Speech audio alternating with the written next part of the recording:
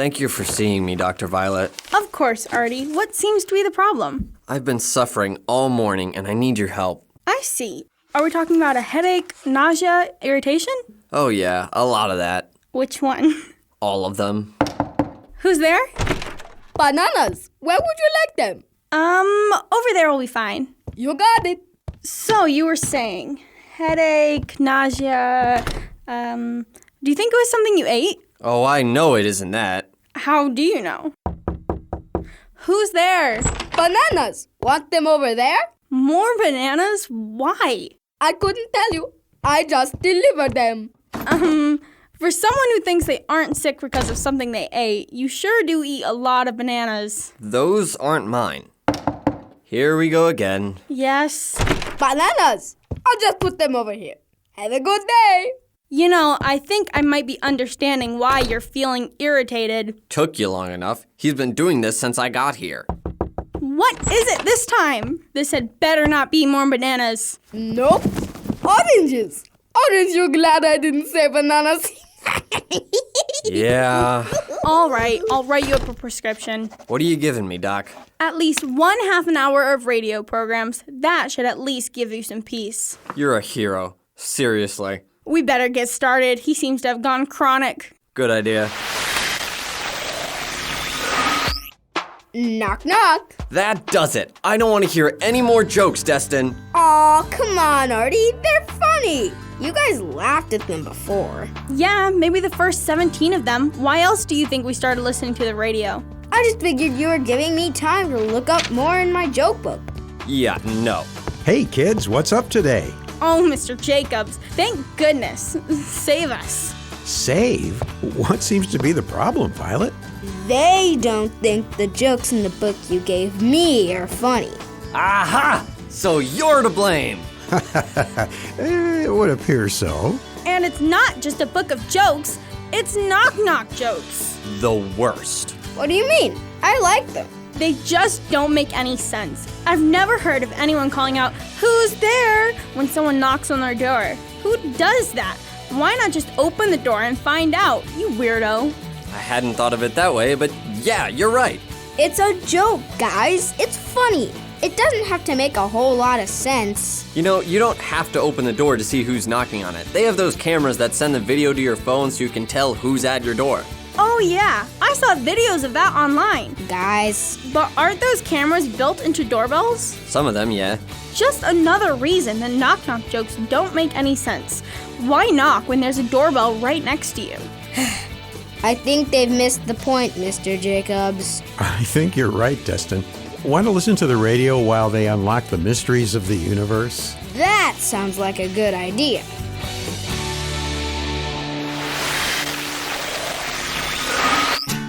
Okay, but what if someone was wearing a mask? You wouldn't be able to tell who it was on your camera.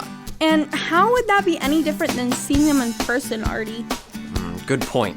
Are you guys still talking about knock-knock jokes? Nah, we've moved on, Destin. Violet and I are trying to figure out the best way to know who is really at your door. Besides, talking to them. Interesting challenge.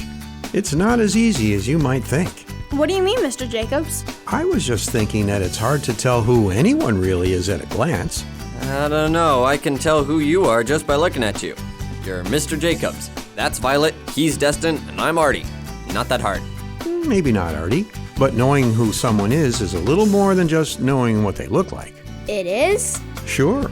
A lot of the time, we just see the outside of a person and think that's all there is to see, like it says in verses like 1 Samuel 16:7. But each of us is a different person with things they like, things they don't, memories, and fears. If you really want to know who a person is, you've got to spend some time with them, and they have to let us see what they are really like. Okay. But we were talking about seeing who was at our door, not what kind of person they are, Mr. Jacobs. I know, but I thought it was an interesting way to look at it all. Yeah, I guess that's the whole reason we would want to know who's at our door, to see if it's someone we know and can trust. That's true. Are you all right, Destin? You look a little confused. I was just thinking about how hard it is to know what someone is really like. And then I realized I didn't even know if I knew what I'm like. That's ridiculous. How can you not know what you're like? Who else would know? I don't know, Artie. It's not always easy to know who we are. There are lots of stories about people who go out into the world to find out who they are. Yeah, I've seen those movies. I never bought into it, though. You are you, plain and simple. It might seem simple to us, Artie, but Violet's right. Sometimes it's difficult to tell what God was thinking when He made us the way He did. And I might just have a script about it. I'll be right back.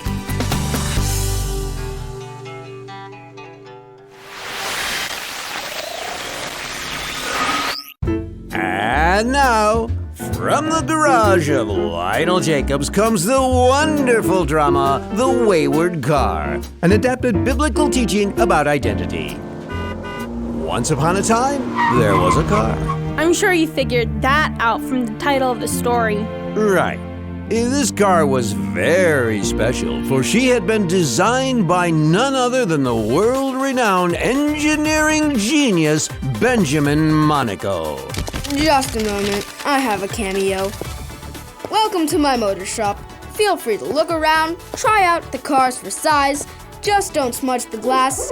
I had it specially imported from Corning. He was very proud of the cars he had designed, and the car in our story was one of his favorites. Every car I make is a work of art, and each has a glorious purpose. Ooh, a purpose. Wow, I wonder what that might be.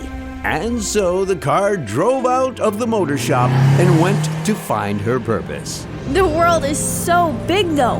Where do I even start looking? She drove miles and miles through valleys and mountain passes, looking for her purpose. Her wheels and engine handled the sharp curves and steep inclines with ease as she went on her way. It was so effortless for her that she barely noticed the difficulty of the terrain. Hey, look at that! Overhead, she caught sight of a jet rocketing through the sky. That's it!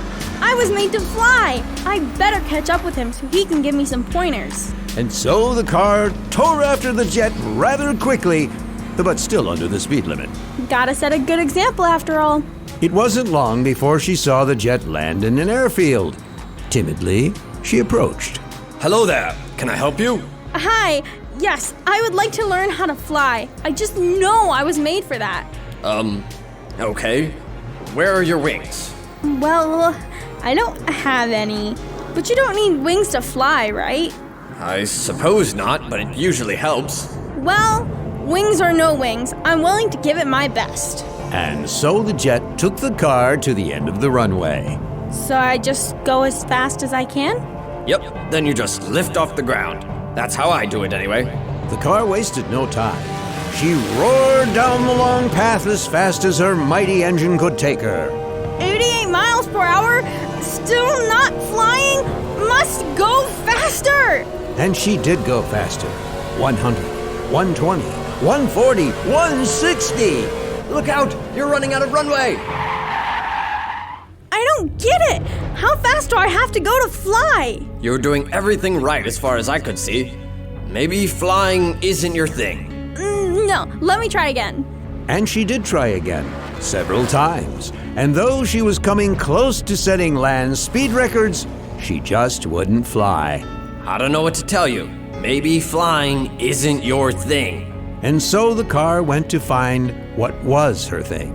She tried being a boat, but the water swamped her engine and she had to get pulled out by a crane. She tried to be a snowmobile, but she got stuck in the drifts. Miles and miles she drove, looking for the one thing she was good at. But when she got home, she wasn't any closer to finding it. You're back. How was your trip? Awful. I'm not good at anything. You aren't? No. I can't fly, sail, cut down trees, jump snowdrifts, dig tunnels, or even lift myself out of the ocean. So you're telling me that you've driven from coast to coast, up mountains, down valleys, through rough country roads and major highways, through hot and cold, rain and shine, without crashing. Aren't you thirsty? Thirsty? No, I'm not. I still have half a tank. What I am is frustrated. Why did you make me so useless? Because when I made you, I wasn't making a plane, a boat, a snowmobile, or even a skateboard. I was setting out to make the best car ever. A car that can climb mountains and not even notice. A car that can drive across the country and back again on half a tank of gas. A car that can go so fast that if it had wings, it would lift off the ground. You can do all sorts of things that no other thing can do. And it comes naturally because that's how I made you. The moral is that sometimes we think that God made a mistake when He made us, but this is never the case. Each one of us is made by Him to do amazing things. It can be tempting to think that we don't belong or aren't good enough for God to use. But when we serve Him and live the way He meant for us to live, we will discover exactly who we were meant to be.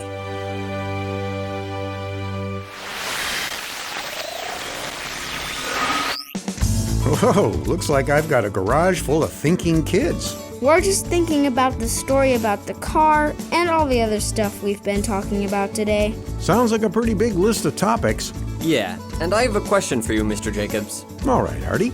You said that the moral of the car story was that if we live the way God means for us to live, then we will find out who we are supposed to be. Right. What in the world is that supposed to mean? Yeah, that's something that didn't make sense to me either. Can you explain that a little more? I'll see if I can, Violet. To start things off, God has made us to be what is called His image bearers. Mr. Jacobs, when you are explaining something, it helps to make the explanation make more sense than the confusing part. What I mean, Destin, is when God made humans in Genesis 1, He wanted us to represent Him on earth. Kind of like a police officer is supposed to represent the law. This is a big responsibility, but it also makes everyone very important. No one in the world is less important because we are all God's creations. Okay, that makes more sense. Another thing we're meant to be is God's servants. 2 Corinthians 6 talks about how when we are Christians, we're supposed to be kind, patient, loving, truthful, and all sorts of other things. When we serve God, we always have work to do. And though it might not seem important, it's what God made us for, like it says in Ephesians 2:10. I can think of something else we are made to be. What's that? God's kids. Doesn't the Bible talk about us being God's children or something? It does in several places. Because of Jesus' gift of dying on the cross for us, we have every right to become part of His family. And when God's your dad, you don't have to be afraid of anything. You always are welcome. That's pretty cool. It is. But is that all God wants me to be? What about when I grow up? Am I not supposed to get a cool job or do cool things? Don't worry, Violet. I think God's got amazing plans for you. We all have been made to do different things with talents, skills, and abilities that make us unique. And as long as we let Him, God will use us in amazing ways.